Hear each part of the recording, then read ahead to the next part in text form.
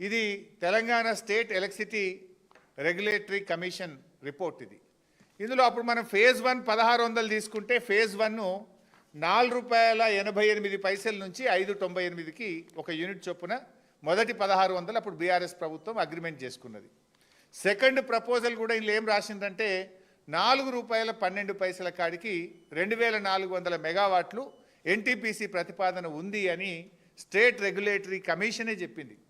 అంటే ₹4.12కి యూనిట్ వస్తుంది నీకు.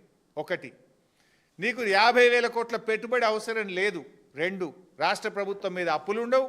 10,000 కోట్ల రూపాయలు జెన్కో కానీ రాష్ట్ర ప్రభుత్వం పెట్టుబడి పెట్టాల్సిన అవసరం లేదు. రూపాయి పెట్టుబడి లేకుండా ₹4.12కి ఎన్టీపీసీ కరెంట్ ఇస్తానంగా లేదు నాకు వద్దు, నేను 40,000 కోట్ల అప్పు తెస్తా, 10,000 కోట్ల పెట్టుబడి పెడతా, ₹9 ₹10 యూనిట్ కరెంట్ ఉత్పత్తి చేస్తా అంటే ఎవరి కోసం?